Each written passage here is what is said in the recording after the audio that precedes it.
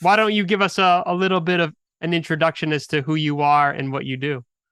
Right on. Great to be on your podcast. My name's Tom Fellenz, known as Fellenz or Felons in the crypto world, NFT Web3, and it's really been a pretty wild ride. I joined the Web3 world in March of 21, and I started off as an investor looking at a variety of ways of getting into the NFT space, and I wound up being introduced to a lot of people in the music world, and one of them was a NFT platform marketplace called Fanfare. Well, NFT FM originally became Fanfare, and I wound up doing their founders token music, and then I did my first little NFT, I guess you can say, but my first NFT, the Smoked Skies tune that you might recall, it was actually in that opening segment, I think. But Yes. anyway, it's a pretty loud hard rock. All of them are hard rock, and um, since then I've started to share all of this electronic music that I started writing in 2019. So COVID was just, the absolute turning point. I was uh, just spending hours, programming. And it's kind of funny because I wound up spending so much time programming that I really just barely practiced guitar. Yeah. And through the months of getting into the NFT space, I did more projects. I wound up doing some projects for Fat Cats. I did their marketing release for their initial minting. Yeah. Before we get crazy into the Web3 stuff, Oh yeah. because you're a musician at heart. Yeah. So I have to ask you, what were some of your first memories with music and when you realized how impactful music was to you or was going to be for you? Sure.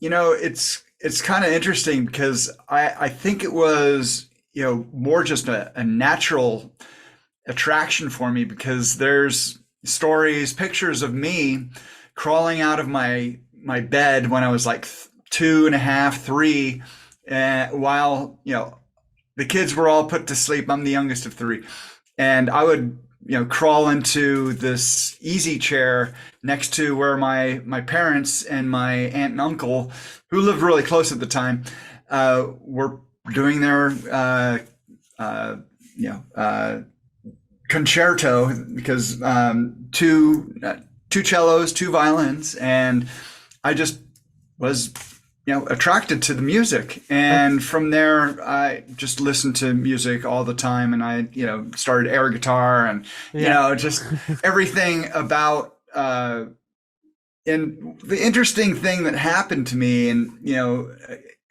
it's funny, I listened to a podcast with Mark Ronson and a couple others where they talked about how when it was the guy from My Morning Jacket, they talked about when they realized what music was.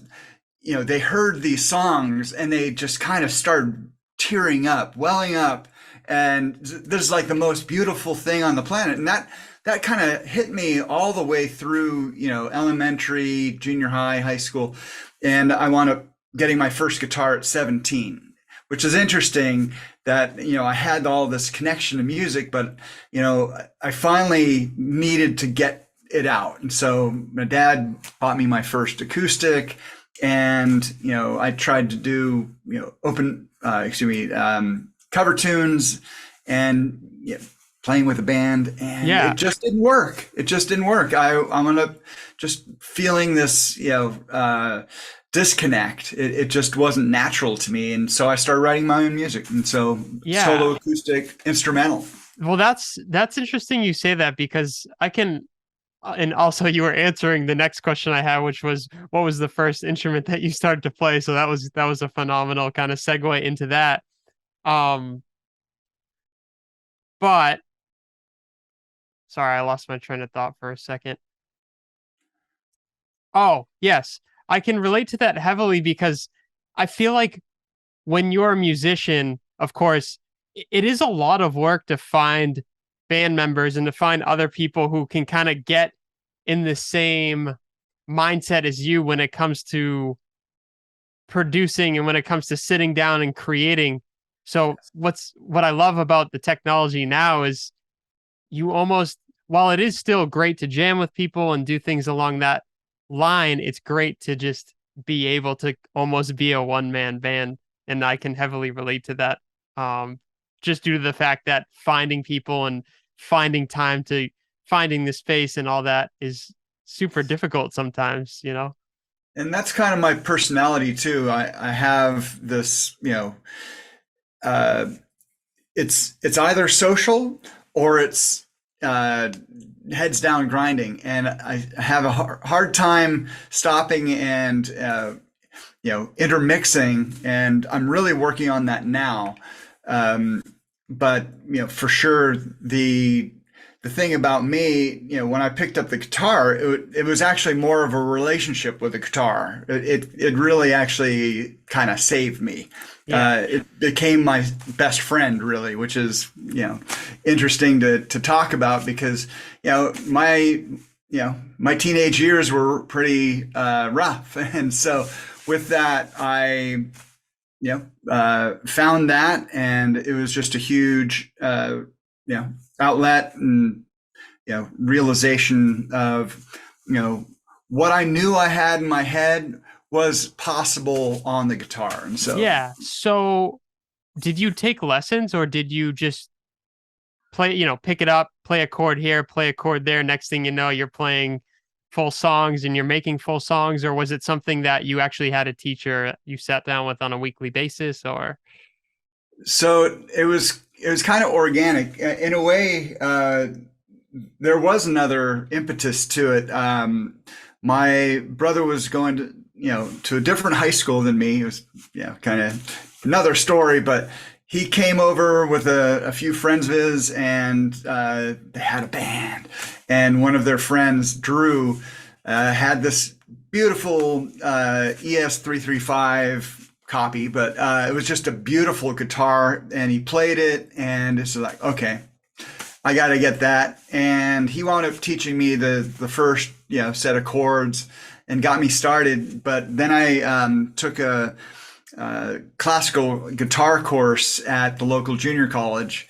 I actually left high school 2 years early, and so I was in there 16, 17. So 17 years old, I was doing the classical guitar, and I lasted for about 2-3 weeks, and the droning was just I just couldn't handle 25 other guitars going ding ding ding ding ding Yeah. ding. It's like that kind of dissonance just my head just does not operate in that Yeah. world. And so, Just like but information overload. but I learned the PIMA of being able to arpeggiate and hold chords, arpeggiate, Yeah. general sense, chord structures and barring, and so I got better altogether with that. But ultimately, I switched to a steel string guitar, and that was just the fit. It was the sound. It was the just the resonance is different in a body, and that's kind of one thing about my playing. I play to how it feels, even how my guitar resonates. It just, if I can get that strum, that pick, and I just feel it, I hear it, it's what makes sense. That's how I write music. So, do you have a preference? I've seen you do play electric as well, but you were just mentioning your experience with the acoustic, how the acoustic was your first guitar. Do you prefer one over the other?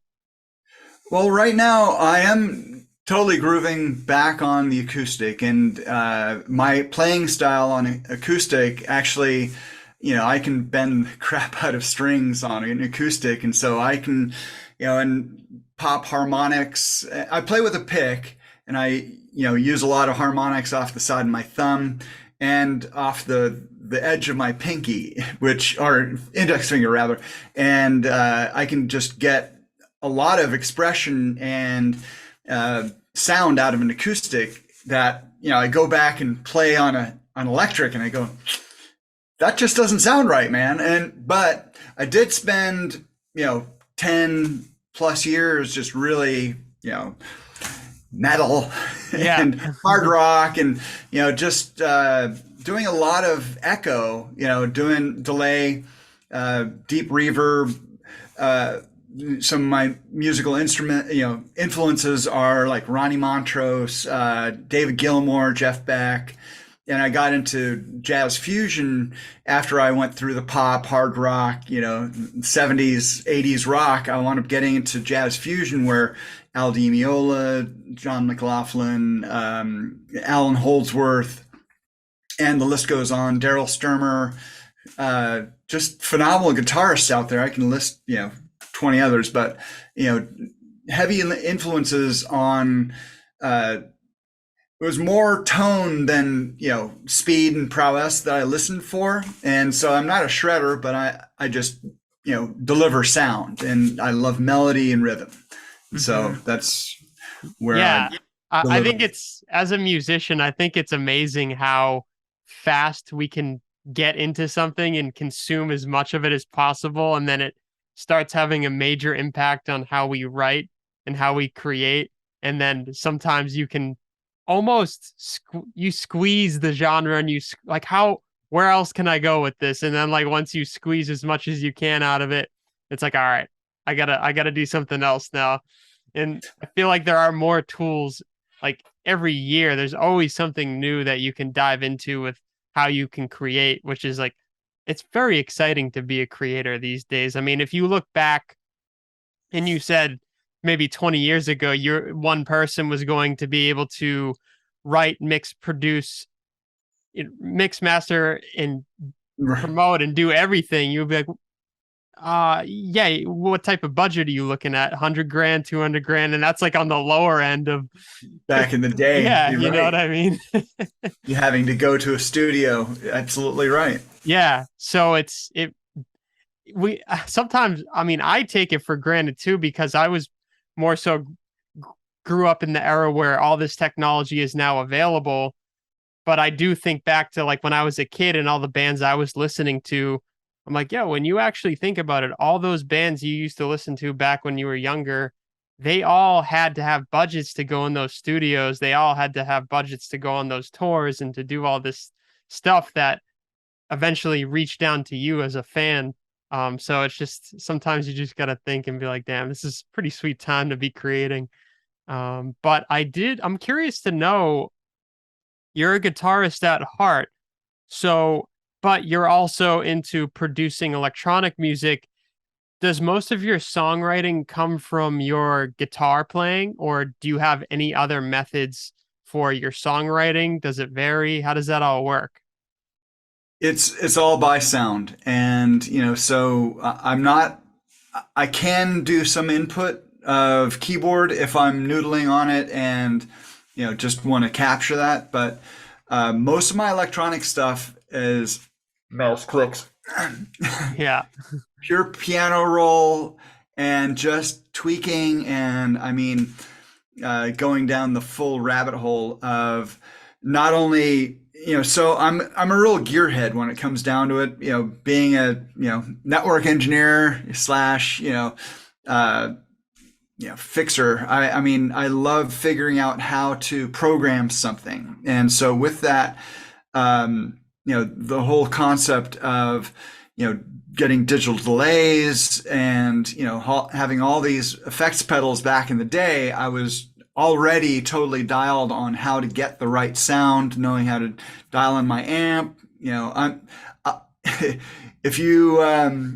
I get in if I get in your car, Yeah, and I hear the treble and the bass off, it's like, could I help you out? It's start like EQing. I gotta fix the EQ, man. Yeah, that's hilarious. And it's just you'd have to turn it off otherwise. If you're just all mids, it's like Yeah. Oh, for sure. Yeah, so it sounds like most of your influence when writing in the computer, like you said, is mostly coming from tinkering with different sounds on synthesizers, finding something you like and messing around. I mean, I'm sure like your But get instrumentation, I guess you could, if you want to talk about that, I definitely gravitate to R&B, and I listen, for the last 15 years, I've listened to all sorts of electronics. So my musical taste goes from jazz fusion to classical, along with everything from, Baroque metal to, Yngwie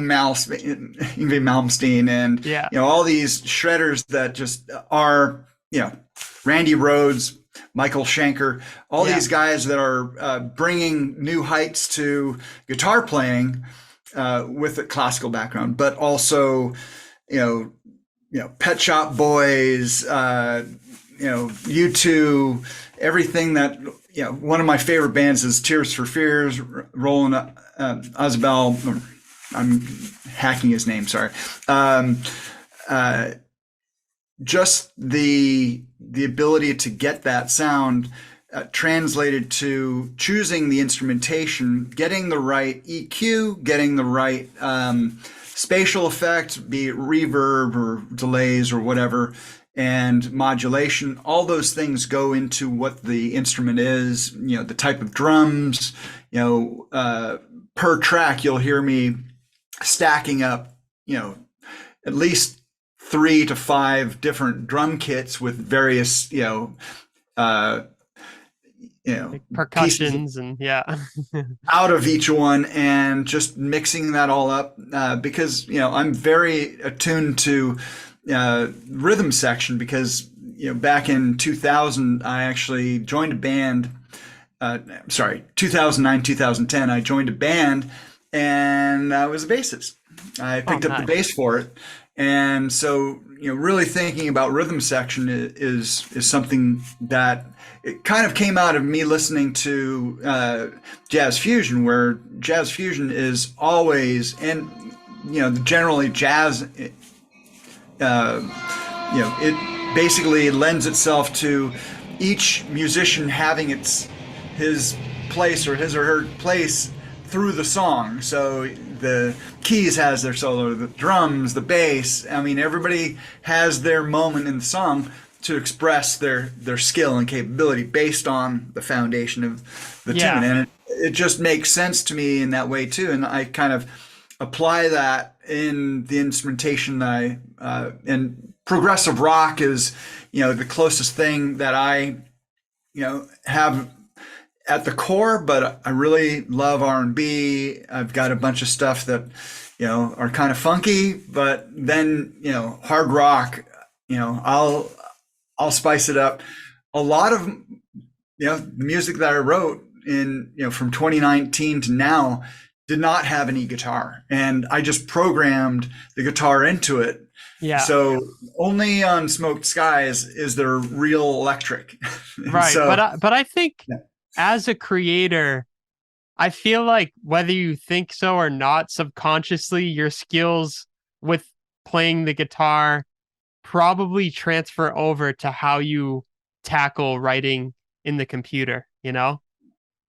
Absolutely. That's what I found. But the fun part is the way I look at it now is yes, I'm a guitar player and I play bass and I play other various instruments, but if I'm producing in the computer, I'm thinking, oh, maybe there's a spot for oh, there's definitely a spot for the guitar here, you know? So they're you look at them more as like tools to add into your productions, and it's just another sound that's in your memory bank to add into whatever you're creating. Because I feel like over time as a producer, like me personally, I come back to certain sounds. You know what I mean? Maybe there, I like that Fender Rhodes sound or something, and I'm very fond of it. So maybe that's something I continuously add in my production. So it's fun to kind of go through the sound bank of what interests you and what you like, and start implementing that into your productions. And I had noticed you mentioned something about digital, or you mentioned something about gear. So the question I have for you is, do you prefer digital or analog? um, that's interesting. If you, I really appreciate analog instrumentation, but digital effects. And Yeah. so I do not like analog delay, the sound of just this muddiness. I really like crisp, and so I have this penchant for playing the acoustic is just that's just my sweet spot. That's my happy place, you can say. And so with that, while I'm programming, I kind of point in that direction because in some R&B stuff, I've got Hammond B3, a lot of organ type things. I like big, thunderous, open drums. Just you know these massive whale drums, Oh yeah. and that type of thing as a foundation. So a lot of them are true samples, and then I apply the electronic. As far as the type of music, I go across genres. Right. I bring all of my rock sensibilities and pop and progressive stuff into electronic drums and beat Mm-hmm. in together. And so you listen to my tune when you have a chance. You listen to the acoustic and launch set. I'm basically playing 5 tunes Yeah. acoustic, and at the very end there's this rocket launch, and that's featuring my song Composite. And Composite is definitely progressive rock with a total electronic drum bass mixed with you Yeah, no, can't I went through your YouTube today, and I actually did listen to the launch as well as the acoustic. I don't know if it was the exact one you were talking about, but I remember I saw you it was the acoustic set, and then I think it was the launch, and then I at the also end. saw the MVMF. So I think it's Right. all in your YouTube, right? Yep. Oh, cool. Yeah, I definitely checked that out. So I think it's interesting how you're combining almost like, yeah, that's electronic and that's acoustic, but in your world that lives together, and it can, which is really interesting and cool. And you know what? It was actually my deep dive into you know, NFT Web3 communities, and so I was pretty active in the variety of discords, and you know Token Smart was my first real community that I joined back in July of 21 when I went to this crypto jazz festival down in Newport Beach, California, and I had a chance to meet Tim Ellis, otherwise known as Jack's Hideaway, a partner of Campus Jacks, the club that ultimately has a Web3 presence called Meta Jacks Hmm. and JAX. And that's been a phenomenal relationship that started then. Easy in crypto, Easy from Token Smart, who's part of Cypher and a whole number of other things, but he does interviews just like this on Token Smart, Lad City, and from there, MVMF has been a great place to further the whole concept of music in the metaverse. But it was December of last year, and I was interviewed on Easy's Corner, and I was about to do a set for New Year's MVMF, but I got sick, and I just Oh, couldn't get my set together. yeah. And yeah, I I did the interview, and I tested positive for COVID Oh, right shoot. after. Yeah. So I'd had it for a couple of days. I almost didn't do the interview because I was feeling wonky, but somehow I powered through it, and the interview was like 2 hours. No, it's like an hour and 45 minutes long, where typically it's only an hour. We just Gab. Right. Yeah. And so anyway, it was in the chats. They said, "Don't try and play your electronic stuff. Just play live." And it's like, live. Uh, Let me see if I can play some guitar. And I was just like, man, I haven't played. I haven't played. Yeah.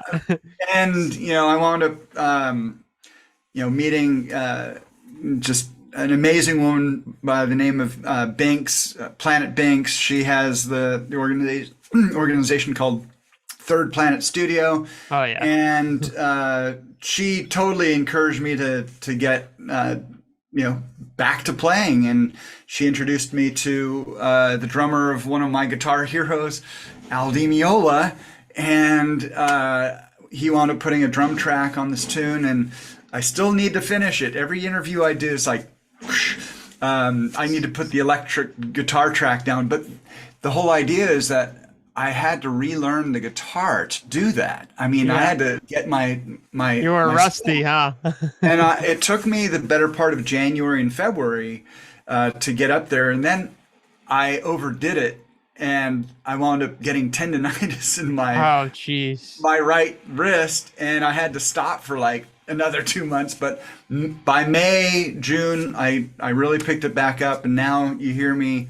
The set that I did for that, it was Meta Builders that I did that set, the acoustic / launch.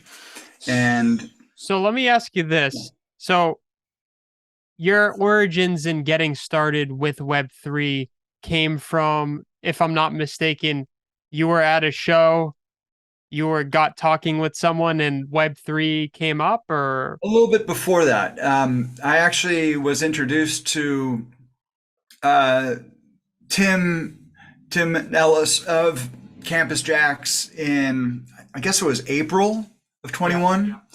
And we gotten started. He encouraged me to come down. I live in the Bay Area, just south of San Francisco, and he encouraged me to come down Newport for his crypto jazz festival, and that's where I met more people, and that's just where my understanding of Web3 community started. But with Tim and Jackson Felty of Fanfare, I wound up doing token music for their tokens, and just got things rolling. And that's how I became ingrained, engrossed in Web3. So basically, you go down to this show, you're like, what is this crypto music NFT stuff? Or maybe you had a slight understanding of what it was, but once you really got ingrained into like maybe a community show or where there was more people involved, you were like, oh, maybe there is something more to this, and that's what really made you deep dive more into it. Absolutely. So I had actually minted the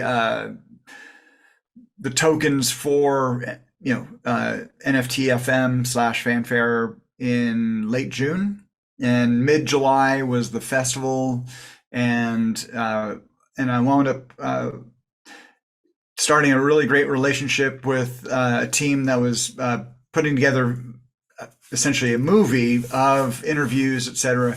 And I had a chance to work on a theme song, which is now going to be published as a standalone music video soon. The tune called "Stepping into the Ether," Nice. and so that was, it's kind of my biggest production, because it's more of a 80s Space Odyssey soundtrack, really. And so I'm really looking forward to releasing that finally. It's been a year in the making, and Cool. And through my community interaction, being able to meet just these phenomenal musicians and producers, engineers, I invested in a token or in a NFT, and it turns out that it was essentially a family featuring a producer by the name of Genzo. And through that one NFT, you get one of your tunes mastered. And so I had Nice. Stepping into the Ether mastered by him. Oh, And that's it's awesome. just and I was able to redo the song, all the drums, all of the, EQs, and I handed it to him, and it was just like, yeah. And so I'm really excited to release that at a level that I'm really proud of. And That's so, so cool, man. That's awesome. I didn't even know that. So you bought one of the um what is the drop? What uh, it's the Genzo's drop. What is it? it's Cosmic Love. Cosmic Love. That's right. Yeah, Yeah, so you buy the Cosmic Love NFT, and with the NFT gets you a free mastering session from Genzo himself. yeah, That's really cool, man. right. You must be And stoked. yeah, I mean, and that's the wonderful thing about Web3. The boundaries have been just melted away, and being able to have these conversations largely in Twitter Spaces, it's just an amazing way to interact, communicate. Everybody's on board. They're supportive. They're just looking for everyone to win. Yeah, man. No, I couldn't agree more. And I think what's very insightful for me personally is like I was talking to someone else, and I'll say it again. Like, I don't think I've ever realized how, like, of course, we all realize networking is important, but ever since I've been involved with the Web3 space, I'm like, damn, I've never done so much networking in my life. And like, you have to be networking. You have to be putting yourself out there, talking to people, getting amongst it with everyone, because if you don't, you can still get by and create, but I think it's just that's how we connect and that's how we can like move each other forward, you know. Yeah. But yeah, I Well, want to. one of those things, and it takes time. And in a way, I'm really glad that I haven't just totally aped into, I gotta publish my NFTs. I feel it inside, but, through, either my distraction and procrastination or, just, not seeing it yet. I've had more time to collaborate and just pay attention to what's out there and support other people. But the same time that I started, the collab with Al Di Meolo's drummer, his name's Louis Alicea, by the way, phenomenal, such a pro.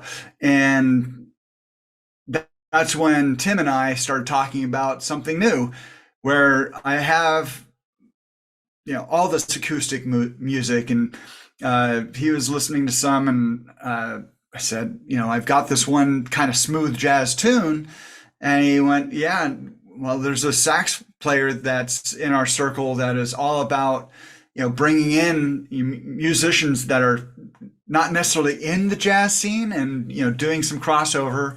His name's Greg Vale, and between Tim, Greg Vale, and a composer by the name of Chris Barron, we wound up taking this acoustic tune and putting a wrapper on it. We basically, Chris developed a melody which I just wasn't coming up with, because when I play guitar, it's solo acoustic, so I'm filling in the bass, the rhythm, the chording, and the arpeggiation, which kind of produces the melody, but Right. then people say, Well, yeah, there's not no room. melody, you can't license, you can't get a copyright on it. It's like, Right. how is that possible? So they laid it together. Chris produced the the score and hand that to Greg. Greg's this, epic sax player. Has been in the music industry. He's just a little bit older than me, and it's just, wow, what a phenomenal career he's had. Hundreds of top name musicians. If you look at his bio, super, heady experience for me. He's so down to earth that I should relax a little bit more. But I was able to work with Chris. Chris handed it to Greg's band. They practiced a little bit, and then I got to perform it live with his band at this year's Crypto Jazz Festival just in July. That's awesome, man. That must have been so exciting. And then we just had Greg Vale last night in the NFT Music Hall, uh, streamed live from the Jazz Club, Campus Jacks. And I had the opportunity to interview him prior to the show. And so they ran that reel. For some reason, I was just, really choppy in my interviewing. That's all right, man. I mean, So, hey, man, you know how it is. yeah, But totally. let's stop right here and say, let's go. Tell me what the NFT Music Hall is. Ah, so NFT Music Hall was a brainchild from right around the same time that I got involved with MVMF. I just said, wow, music venue. This is the place where it doesn't matter who or what organization you're hosting. You you know Clearly you need to have musicians that are curated, brought in, through booking, and Binks through her Third Planet Studio has been quote unquote my booking agent.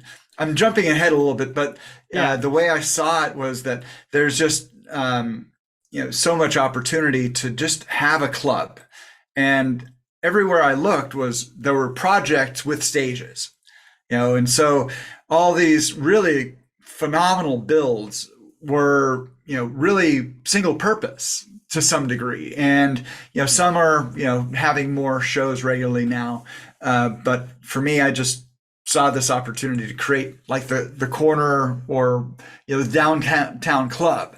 Yeah. And it kind of reminds me of a place here in San Francisco called the Great American Music Hall, and that just is the vibe that felt right, and that's kind of what's happened. We bring in yourself included, which was awesome. Yeah, that was awesome. And we've had five what we call alpha artist showcases, and then with that last night's show with Greg, that was our first dedicated main stage kind of event, and so that's the next level for it, being able to have hosted events that are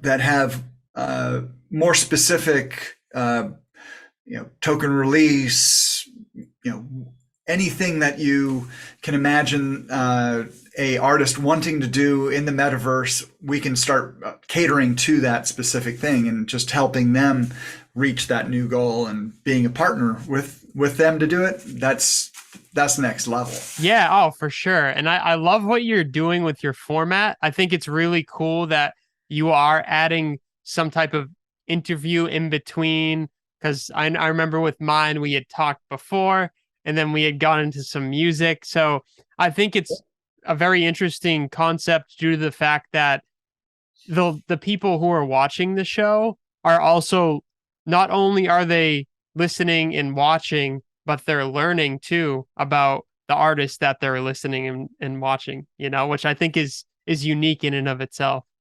Yeah, it's almost like a Letterman show, where I like to have the conversation and feel out what's happening, and and just not only understand where the musicians come from, but where they're going, and with that, they present their current material, current and past. Just give us the whole picture, and it's great. So it sounds like, and I'm just going through these thoughts in my head and speaking them out. So it sounds like you got influenced to do this maybe from your in real life experiences with clubs that you attend, and then also, like you were saying, you like that Letterman kind of interview vibe, and you're almost like merging those two influences together, and that's what the NFT Music Hall, maybe that's kind of the way I'm interpreting it. Absolutely, and and it's all unique because you weave in the whole concept of Web3, and how we're ultimately using old and new technology to pump in this performance, and then the audience and their avatars get to just run around and do crazy stuff with whatever metaverse you're in. And that's the wonderful thing. The NFT music hall can exist and will exist in other metaverses originally or eventually. And so Yeah. and with that, every metaverse will have new features, different features, more lifelike or more Minecraft like. I mean, it's just so cool because everyone has a learning opportunity. And so not only are the artists learning how to project themselves, me able to stream and produce the environment for it to happen. And I built the club from ground up, and being able to noodle the crap out of that, because part of my builder Yeah.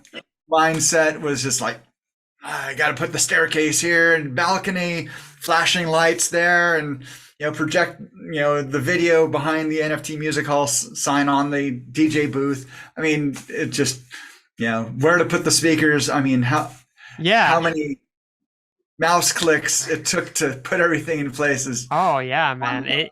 It's a lot to build things like that. And I think y'all are doing I mean, you personally are doing a really great job at putting your vision out there. And I think as you move forward, maybe there'll be slight adjustments, and maybe you're like, but the goal for you is to have a club to bring people to enjoy entertainment and also learn and discover new artists yeah. for the most It, part.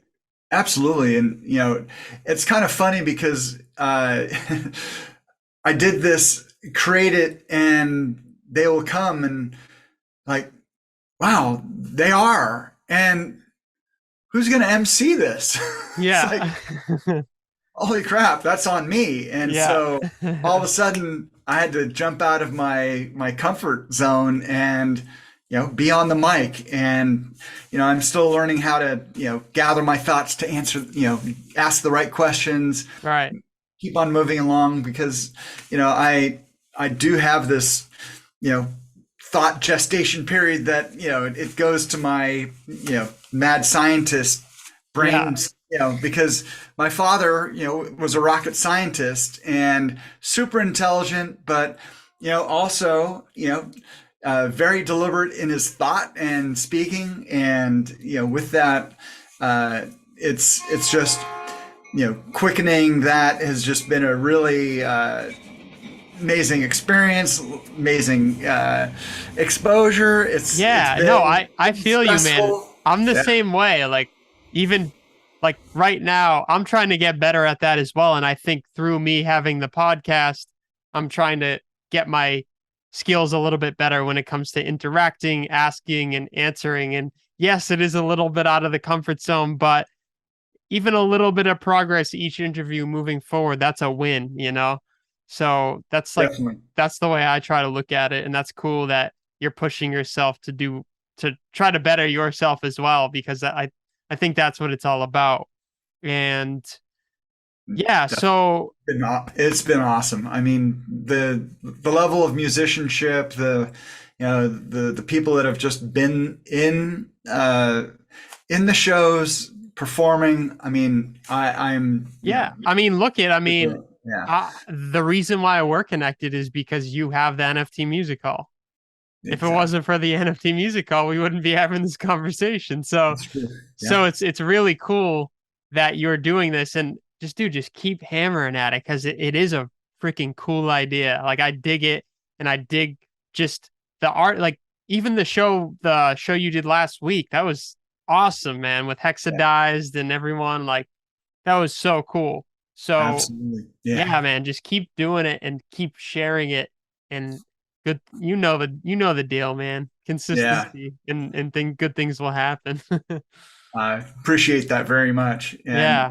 this is the building time. This is definitely just a amazing time to be working with musicians that are are really building for their future too. And I mean, we're in it together, and I couldn't be, more blessed to be in this moment. I mean, I don't know. I have a hard time using that word, but it is just true. I mean, how else can I put it? It's, I'm very fortunate, and I really appreciate everybody being so, supportive and excited to be there as well. It's like, wow, it's cool. Yeah. Oh yeah, man. So Absolutely. I want to get into a few general Web3 questions that I'll usually throw at my guests just to kind of gauge, because everyone has a different answer for the same question, and I'm always interested to hear um Lay it in on me. people's thoughts. So I'm curious to know, we just got off of this talk about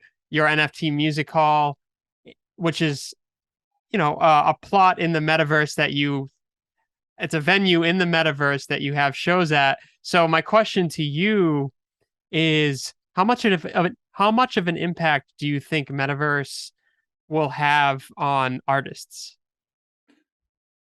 That's a very interesting question because, artists still need to practice their craft. It is IRL. It is in the zone of creation. The collaborations that happen through the Web3 community are really becoming very rich. I mean, the people that are doing these collabs just are coming from, it's like the speed of light that things are happening in collabs now. And so just the environment of, the communities is what's changing a lot of musicians, artists' lives right now. I think that's the biggest thing that we're seeing right now. As far as playing in the metaverse, it's engaging more audiences across the globe. I mean, providing access and a different experience. It'll never replace IRL, Right. and we just need to, not, you know, try and say anything else. The Yeah. most important thing in live playing is engagement. And so you can eventually, and this is what I want to, this is my vision for playing in the metaverse, is that you can have either a sound stage or a full, audience, but you can have motion capture so that all of your movements on stage can be projected into a metaverse where those individuals, are represented by avatars, either looking like them or something completely different. They could be all, Godzillas Yeah. hopping around on stage. But, the whole idea is that the movement here is represented as movement in the metaverse, and the relationship happens in the metaverse with all the attendees and their avatars, and seeing something totally unique. And with that, the in-world experience has features that you don't necessarily have the ability of doing in real life. More of that stuff is happening with phones and QR codes, and being able to do all sorts of online, and having augmented reality on your phone, seeing all sorts of stuff. OVR or over is a phenomenal thing, being able to project things inside, and you click on that piece of art or whatever it is, download it, buy your NFT right on spot.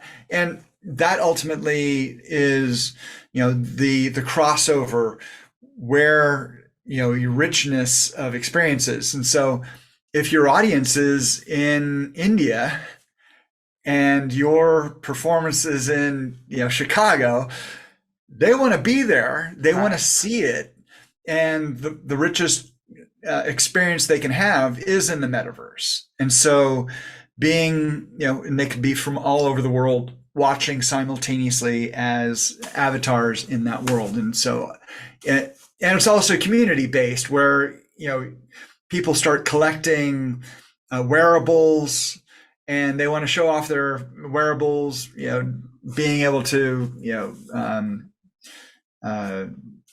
what's the word for it? Basically just able to show their colors, support their Yeah, artists, and exactly. whether it's just a community based or the artist based, it can be a lot of different ways of showing support, and it's awesome, Yeah. No, and I I want to think, be part of that. And yeah, man. the next, yeah, go Oh, ahead. sorry. I was just gonna say, like, I like what you're. I've had those thoughts as well about having an in real life event being attached, or I guess it's actually quite the opposite. Having a metaverse show being attached to an in real life event, like you said, you're in India and you want to see your favorite artist perform, having that digital layer that you can access and actually enjoy the show at is definitely a game changer. And while it isn't the full immersive experience, it's an experience, which is better Yeah. than no experience, you know? And like last night, that was a perfect example. And here's what else they did. So I got the Twitch feed from Campus Jacks, and I project it directly onto the screen inside of voxels. Right. And Tim was inside the voxels doing a screen share of his view of the voxels world, his point of view shot back onto a screen behind the band in the venue. And so there was a huge delay, of course, Yeah. between us watching and then, going to the screen behind him. But it was, the full round trip experience. And, with that, talk about geographically dispersed audiences. One of my friends from Fanfare, Population of Mars, good on ya. He was coming in from Adelaide. I mean, it was just such a, it was awesome. And So, yeah. so let me ask you this. Have you mentioned Web3, Metaverse, NFTs to any of your friends who aren't necessarily involved with the space, and what are their thoughts if you have? So I've had, I had conversations about Web3, NFTs, from the start. And when, going to Thanksgiving or other parties and talking about it, I'd go deep in the, rabbit hole with all sorts of, especially my brother's son, who's just this phenomenal programmer. I mean, the guy, off the charts, intelligent kid, Yeah. and talking about NFTs, and he says, I don't see the value. It's just, it doesn't make any sense to me. You know, Right. the whole concept of investing and supporting that community relationship doesn't exist in his mind right now about it. And so the experience of the community is really, really hard to communicate, especially for how wacko it is, because we have just really off the hook conversations from, of all, uh, you know, all corners of the world. I mean, it's just amazing. And Yeah. getting back to your original question is, the communication of, what it is versus where it is sometimes hard to, shift the conversation, because people get so stuck on the technology that it just, it doesn't make any sense. It's like, Yeah. what, you're wasting your money, and, Yeah. it's going I mean, I nowhere. think, Blah, yeah, blah, blah. yeah, I mean, there's a couple different perspectives to look at it, like a couple different ways to look at it. And while I do maybe understand why someone would say, "Oh, that dude made $1 million by selling a picture of a flamingo with a cigar in his mouth," it does sound it sounds silly. But on the other end of it, if you haven't done the research and you haven't done any homework on it, I mean, everyone has opinions, but some opinions might not be as valid if you haven't done the work in figuring out why it actually matters. So, but I understand both ends of it. Like, I understand why an individual might think it's a little bit silly, but then I understand I'm very involved with it, and I'm like, this isn't silly. This is going to Yeah. change the way we interact with many different things. So, Well, one thing that I recently did, for the fact that I hadn't really communicated with my greater circle what I've been doing, I really wanted to do, you know, or have some proof of concept behind it. And I felt after the fourth, artist showcase that I'd really created something. It was successful. We really have something very special with NFT Music Hall. I wrote out exactly what's happening, why I did it, and because I'm surrounded by engineers. Yeah. I come from a family of engineers.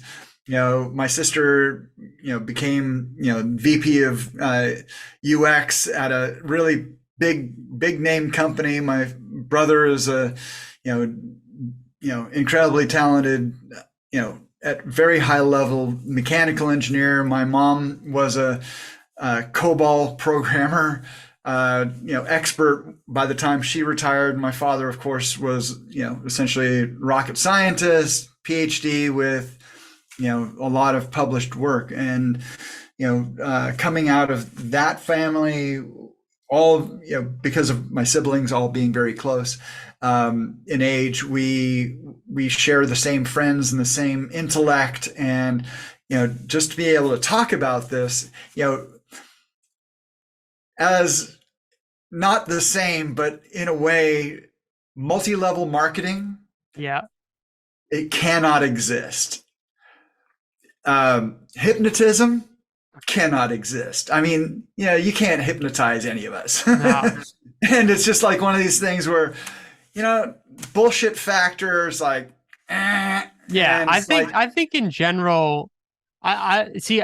I think the proof of concept is great because it's not so much like you're shoving it down people's throat, but you're showing them and you're saying, check it out. Not more so like you should be a part of this. More so like, hey, you like music, right? You like right, jazz music, right? Then you're gonna like this, and that's why I think it's shoving blockchain and Web3 down people's throats won't get you the results. But I think if you can relate blockchain and Web3 to something else that relates to an individual who's not involved with it, that's when you can really make it hit for them to be like, oh, I don't even know I'm interacting with blockchain and Web3, but oh, that's cool. And it just happens to be, blockchain and Web3 stuff. So I think that's how we're going to get past this resistance, this onboarding experience that we all talk about. Oh, how do you onboard? And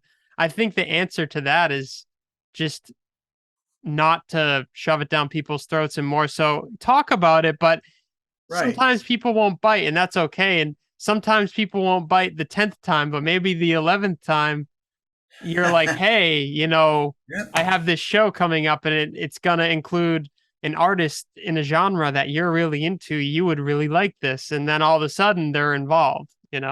Well, and you make it so it's, luckily Voxels is really easy to access. I mean, it is a platform where you can go in with a browser, come in without an account, and you're in the scene. All you need to know is how a first person shooter game works so you can navigate. Right. And come in and you interact, be anonymous, and watch the show. And I really encourage people to not take the environment so seriously because it is entertainment. It is truly entertaining to be in there and see this, all these avatars dressed up in the most kooky, wearables. And, it's just like, what the fuck is going on here? Yeah. And just go into, we're all here to grab ass. There's no other thing other than to have fun and just, be part of the cabal. I mean, it's just what it is.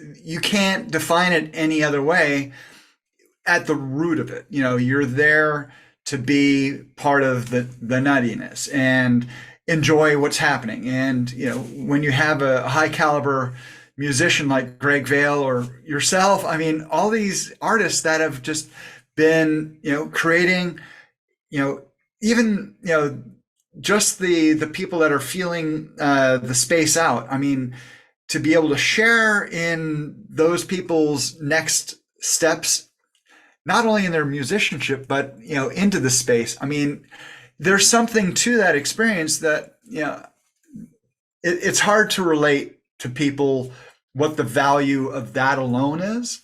Right. And, and so obviously the other thing is I spend so much time in Web3 in the conversation. I don't have a whole lot of time to, talk these people into it. And so Right. it's now the opportunity is actually ripe to start doing that, because I really do feel that we've gotten to a place where, the FOMO is settling down, the build is happening, the legit people are here. I mean, the whole experience is at a point where you can have, a very calm conversation with people about what the opportunity is. And you don't need to go in, oh my God, you're missing out. Just Oh yeah. like, Well, especially when like the headlines are like, man makes $20 million selling digital collectible NFT. And then it's like money really makes people look at something, but it's like, yo, if you're here, you're here for a different reason, probably other than just money, because it's a bear market. There is, yeah, of course, there's still money out there on the streets, but not compared to last year or a year and right, a half ago. So if you're here and you're building, you're serious about what you're doing, which right. is where I want to be. I want to be building with the people who are here when the getting isn't good, because those are the people who are going to be getting it when the getting's good. Absolutely. Okay, so for you, so what's coming next for you? Well, right now, definitely NFT Music Hall is continuing to mature. It's, really taking on a life of its own. We're bringing in, what I'm starting to do now is asking, the various communities that I'm part of to, promote some of their artists that, so kind of morphing it into community based artist showcases, still mixing things up. But like for this coming weekend, so we do artist showcases every 2 weeks generally. So this next one, we are looking for the fanfare to do artist showcase. And so my alma mater, you can say. And then we're going to do a showcase of musicians out of Europe. And so Binks has a number of artists that she's talking to, and hopefully that'll all come together as well. And then go on from there. We have so many different communities we're part of that, the conversations are really endless there. And for me, I'm looking at minting three verticals, I guess you can say. My electronic / soundtrack music, that's coming. I'm going to start with the Stepping into the Ether, have a phenomenal 3D artist working on it's amazing. Nice. He's coming up with essentially a mini movie, a true music video. And with that, keep on stacking up the rest of the electronic behind that. And then with my acoustic based music, the song that was performed with Greg Vale and band, Chris Barron, I'll be releasing that as a wrapped acoustic type of NFT, and building in what was the original song, what was it like to compose, and ultimately how the band did the rehearsal before I played with them. And that's the feature, of course, having the live performance video and being able to extract the audio of that. So having all these elements, features of an NFT that kind of expose what the overall method and or experience was to get to the finished product, I think has a lot of value. Include liner notes, some lore. I love that stuff, man. It's like, I think it's storytelling at its finest. And I think when people have a little bit more context into how that was created, how are you feeling, or oh, Right. this is the writing, or this is him actually writing it, or I don't know. You know what you could do with it. So that's awesome to hear that you're implementing that into some of your future NFTs, because I think at the end of the day, everyone loves a good story. I think when I consume an artist, I'm always interested to know, where did they come from? What were their influence? Like the conversation we're having now, like what I'm learning Right. about you. So it's like, it's Well, so really, the five acoustic tunes that you heard in that, in the performance, those are all targets for being wrapped acoustic. And oh, so the whole experience of, what is, how they're going to morph, whether it be that I just do electronic rapping on some and or full band performances, just, stack up stems and whatnot, and just put them together. There might be the opportunity to do generative work over time. Depends on the tune, I think, where it makes sense. And then I've also done a lot of shorts. hmm I've got all these little snippets that are perfect for like podcasts. hmm Maybe you'd like to have a little one of my opener, dun, dun, dun, dun, dun, dun, yeah, dun, dun, and then you start your interview. It's just like yeah. um, all sorts of YouTubers use that kind of thing, and so I really haven't put any effort into putting that out. But as a quote unquote uh, line of NFTs, a collection of NFTs that are all about short, snippets, openers. That's another place so those are the three primary places where I'm working, and it's getting to focus time that is the key for me right now, and Oh, for sure. putting it together, and getting past this whole concept of art and finished product. It's I let myself get overwhelmed a little bit, and so now Oh, just yeah. being I'm right there with you, man. I think yeah.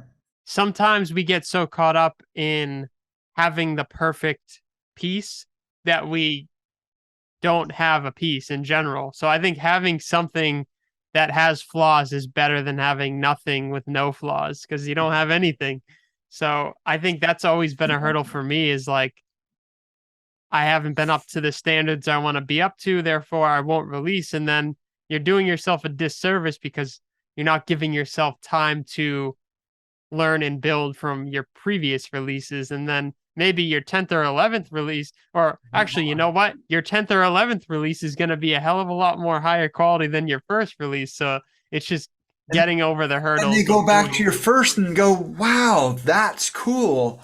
It's rough, but man, you were Yeah. expressive. Because if you noodle the shit out of something, you lose that. I've been looking at some of even my electronic stuff. I'm going through, and the EQ is like too crisp, but compared to the overproduced and heavily tweaked EQ, it's like, man, I turned it into this bucket of cream over here. This is where the Yeah. broken sticks are, and it's like, yeah, that's Oh, where it yeah. is. It's Dude, like, it's like when you actually think about the artists that we've come to love and know, you listen to even you even listen to Hendrix, and the engineering is not on point with a lot of Hendrix's old stuff as well. But why was Hendrix? Why do we love it? Because it was Hendrix and it was authentically him. I mean, you listen to demo tapes of Nirvana and you're like, yeah. holy shit. But it's like, it wasn't the highest quality, but it was Nirvana and it was their sound. So I think, and this is a controversial take, but I think sound, passion, and energy, I'll take any day over a highly polished piece of material. That's my preference. And I think that really is uh, I shouldn't say it just American experience, but it's one of these. It's the rock and roll experience, because the raw that it is absolutely direct communication, and that's take it back to live shows, and I'd ultimately love to get into live shows, Yeah. and Because I've never been a Web 2 musician, I don't have anything published out in, Spotify. I've never been a signed artist. And so being able to do all of this in Web 3 and, um, you know, translate that into taking my music from online community into, where the communities are in real life. And I mean, that day will come, and just taking it one step at a time. So, sure. But yeah, man, Thanks for having me, man. yeah, I appreciate you coming on the podcast. And yeah, man, just I think all in all, just keep pushing and keep doing what you're doing because I dig it, man. Appreciate you coming Thanks. on, man.